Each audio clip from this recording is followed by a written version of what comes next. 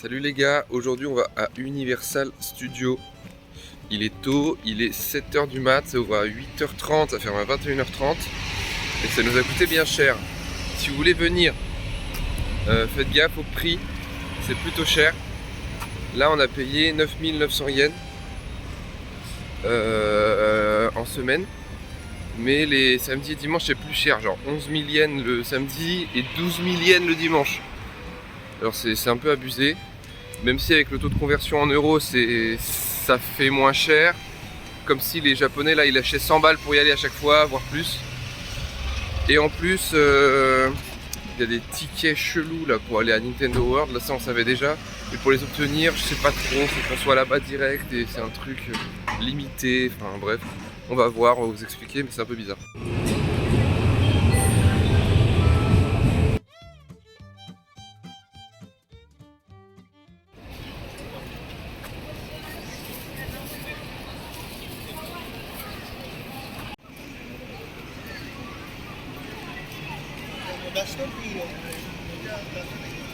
Bon c'est bon, on est arrivé, mais prendre le métro pendant les heures de pointe là, c'était l'enfer.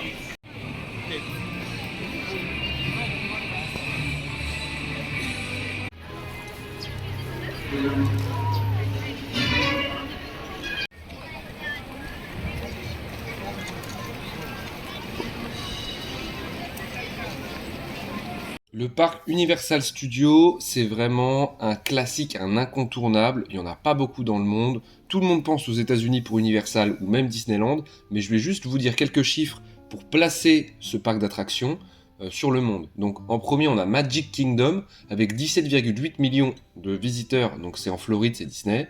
Disneyland Park en Californie, 17,3 millions. Et en troisième mondial, Universal Studios Japan, 16 millions. En quatrième, Tokyo Disneyland à 15,1 millions. Et en 7e, il y a Tokyo Disney Sea, 12,4 millions de personnes qui y vont.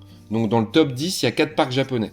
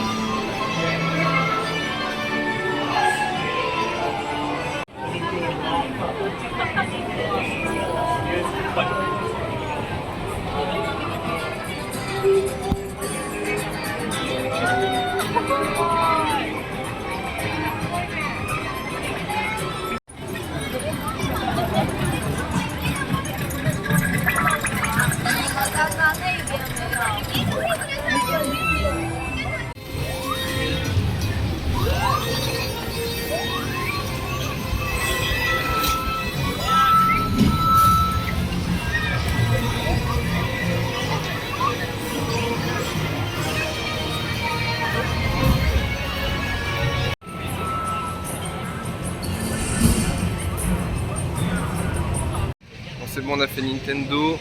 Il y a vraiment beaucoup trop de monde pour la petite surface qu'il y a. C'est vraiment petit, mais c'est plutôt joli. Les décors sont beaux et les manèges, ouais, il y a vraiment beaucoup d'attente. Dans cette zone, on n'a pas fait en fait au début, on n'a pas vu qu'il y avait une nouvelle zone Donkey Kong qui est sortie le 11 décembre 2024. Nous, on y était en octobre 2025, un truc comme ça, ou en septembre. Du coup, en fait, on savait même pas qu'il y avait une nouvelle zone. On le verra plus tard, vous verrez. Mais les temps d'attente sont énormes. C'était genre entre 2 et 3 heures d'attente pour le nouveau manège. C'est énorme. Et même les manèges en général, c'était généralement 1 heure, 1 heure et demie minimum, quoi. Donc, faut vraiment s'attendre à faire la queue, même si les temps sont un peu gonflés par rapport à l'attente réelle. Je viens de faire le meilleur manège de l'histoire, celui-là. T'es allongé, en avant, la tête en bas, il y a des loopings, tout ça, c'est ouf, il est là, je sais pas si on voit bien comment sont mis les gens, mais on est vraiment allongé vers le bas, quoi. Il n'y a que le harnais qui nous retient, et carrément c'est tellement vénère que t'as double contrôle de sécurité à l'entrée du manège pour voir si t'as rien dans les poches, avec détecteur de métaux et tout, mais le manège est fou malade.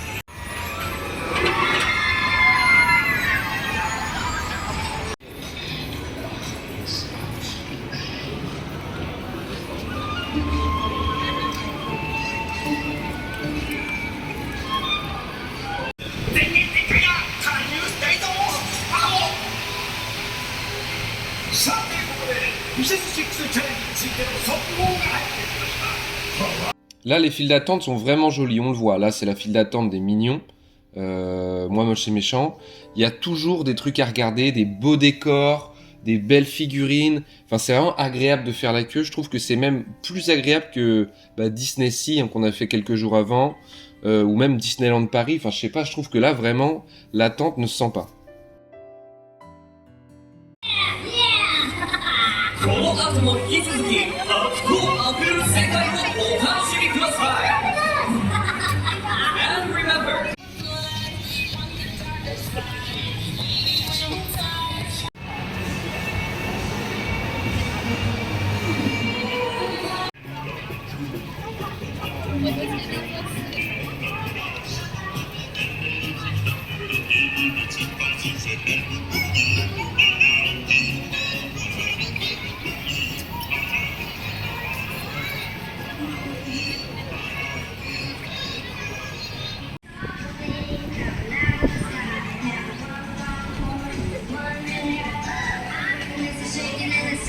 La team, si vous voulez prendre de l'eau ici, regardez, 300 yens. Ah bah. Ouais, à la cam on voit mal, mais 300 yens les bouteilles, c'est super cher.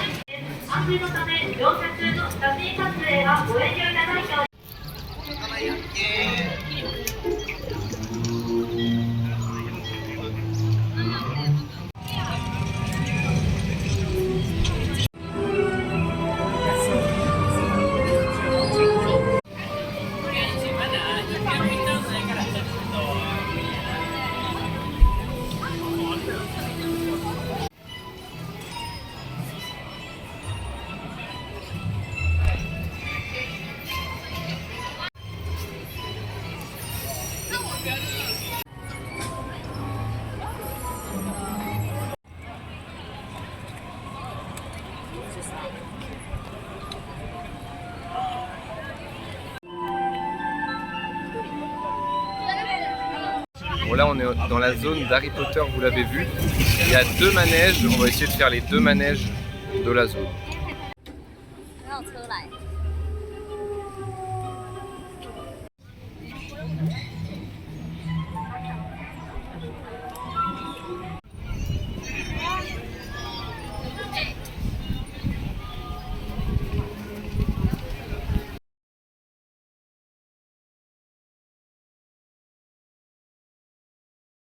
C'est bon, on a fait le premier manège, pas mal, beaucoup moins physique que le dinosaure, Flying Dinosaur qu'on avait fait au début.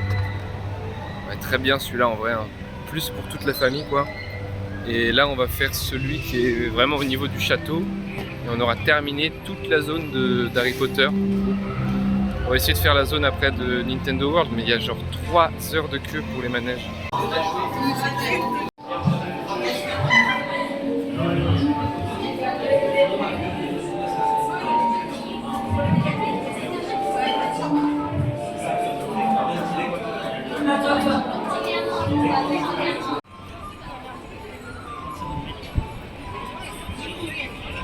On a fait l'attraction dans le château, petit débrief, c'était super. En plus il y avait tous les décors, enfin en fait on a fait la visite du château pendant la file d'attente, mais par contre l'attraction et les mi-coasters, mi-4DX un peu bizarres là en cinéma, là comme Arthur les Minimoys au Futuroscope. Du coup ça peut faire vomir. J'ai moins kiffé, moi je suis sensible à ça. Et là sinon on est à l'endroit où il y a les dents de la mer.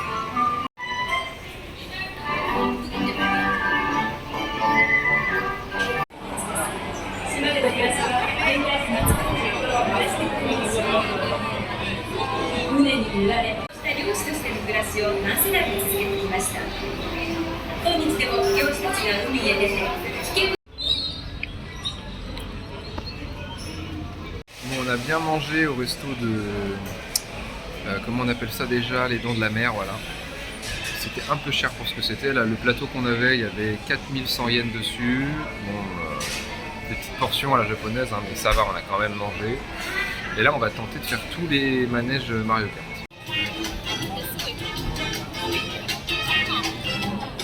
Là, du coup, on va au parc Nintendo.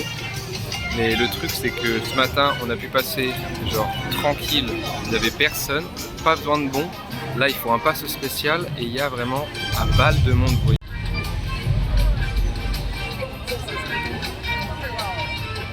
C'est bon, on a réussi à rentrer. On est de retour dans le monde de Mario. Là, on va tenter l'attraction Mario Kart du coup. On en a pour 2 heures, celle-ci à peu près.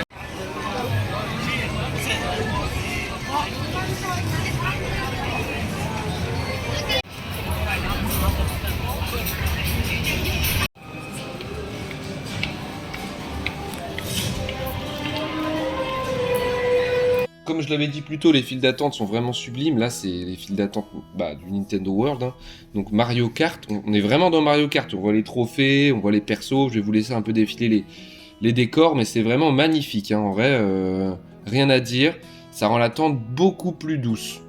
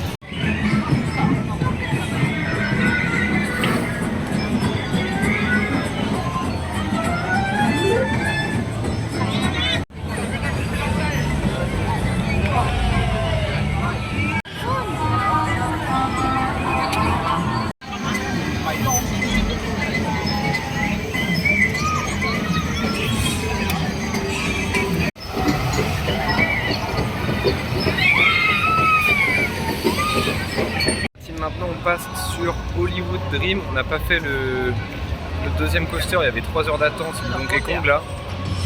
Donc on se rabat plutôt sur d'autres coasters pour en faire plein avant de partir. Et là Hollywood Dream, il y a 1 heure d'attente.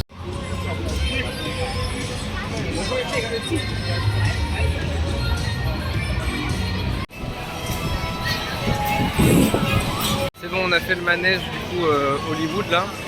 Incroyable, il était super long. On pouvait choisir son opening, genre Chainsaw Man, tout ça, One Piece, pour faire le manège. Je sais pas si on entend bien. Et du coup, à la sortie du manège, on a vu qu'il restait que 130 minutes pour l'attraction qu'on n'avait pas fait de Nintendo World. Donc on y retourne, celle sur Donkey Kong là. Il y a vraiment masse de monde. Mais bon, apparemment, il y a moins de gens.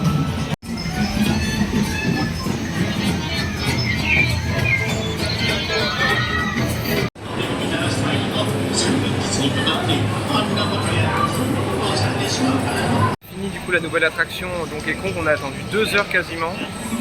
Le point positif c'est que tu sais ils annoncent 150 minutes mais t'attends 120 tu vois machin. Et c'est une nouvelle attraction du coup, elle est arrivée en 2024 donc elle est vraiment, ça fait 1 an qu'elle est là. Et là on est dans le parc de nuit avec les lumières et c'est plutôt sympa.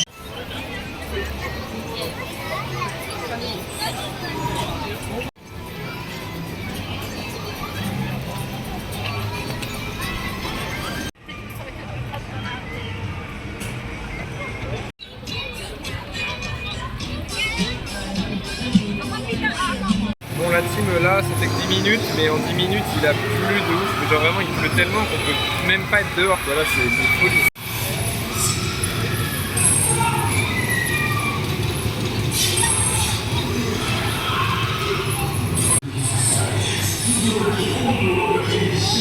Bon là du coup comme il pleut de fou, les manèges ferment.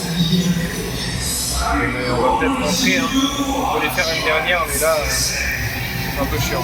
Bon, la pluie s'arrête un peu, mais le problème c'est que là du coup on est... Ah, déjà la caméra elle est complètement floue. Il y a de l'eau dessus sur l'objectif, mais ouais on est trempé. En vrai il nous restait un manège, une attraction un peu saisonnière, Spy Family. Un petit coaster je pense, sinon on avait tout fait. Là il y a toutes les petites animations d'Halloween, les trucs qui font peur, d'horreur, machin. Bon après on a fait le principal donc c'est pas si grave, mais là ouais vu la pluie ça m'a saoulé un peu là. De toute façon en vrai le parc ferme à 21h30, on est arrivé à 8h et là il va être quasiment 20h. On a quasiment usé tout le temps. Puis on n'a pas envie de remanger là une deuxième fois. Parce que c'est vraiment cher de manger dans le parc. Ils se font plaisir. Même boire au distributeur, la bouteille d'eau à 300 yens, alors qu'en temps normal elle est à 100, 120 yens selon les endroits de la ville. Ils se font plaisir. Bon maintenant en fait je vais vous faire un classement des meilleurs manèges, un top 5. Comme ça voilà.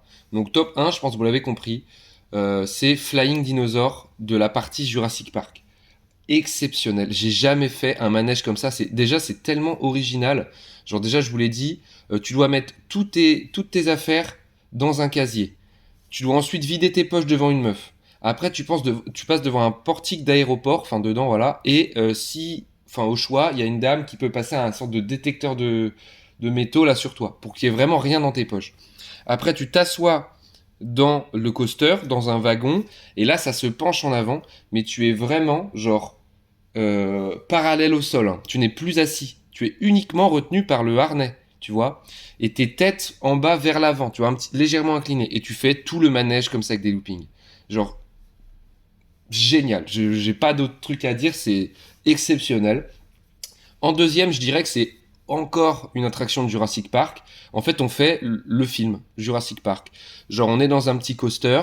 On fait genre, on va rentrer dans le parc. On rentre dans le parc. Tranquille, on fait le tour du Jurassic Park, hein, et là on voit qu'il y a la cage du T-Rex qui est cassée, il y a des alarmes qui retentissent, et en fait dès qu'on se fait chasser par le T-Rex, ça part en vraiment manège à sensation forte d'un coup. Au début c'est juste petite balade visite, et d'un coup ça part en gros manège, énormissime, un petit peu pareil que Voyage au centre de la Terre dans Tokyo Disney Sea en vrai. En troisième, qu'est-ce que je vous mettrais en top 3 manège? Donkey Kong en vrai, hein. Donkey Kong, c'était original parce que du coup, les rails n'étaient pas les vrais rails. On avait l'impression de sauter par-dessus le vide, hein. En fait, c'est juste que le wagon était rattaché par un autre système en dessous. Et parfois, on avait l'impression même de se prendre d'autres wagons. Tu vois, il y a des wagons qui arrivent en face et bim, en fait, tu descends, tu te le prends pas. Mais t'as peur au début, t'as peur de rentrer dans le wagon. Donc voilà, top 3. En quatrième, le manège, le coaster Hollywood, là. Il était tellement long, il y a eu une extension qui a été faite, mais c'était pas en secondes, c'était en minutes, peut-être 3 minutes le manège. Il était tellement long, c'était génial à faire. Faut s'accrocher. Tu peux même mettre un opening pendant que tu le fais, et dès que tu as le drop, dès que tu descends, bim, l'opening il part. Moi j'ai mis l'opening de Chainsaw Man, c'était génial, et il y a eu le temps d'avoir tout l'opening largement, même à la fin, l'opening, il était déjà fini, quoi. Et en cinquième, je dirais l'attraction Mario Kart, qui était vraiment originale. Le monde Harry Potter un peu surcoté, je trouve. Bref, bisous la team et à la prochaine.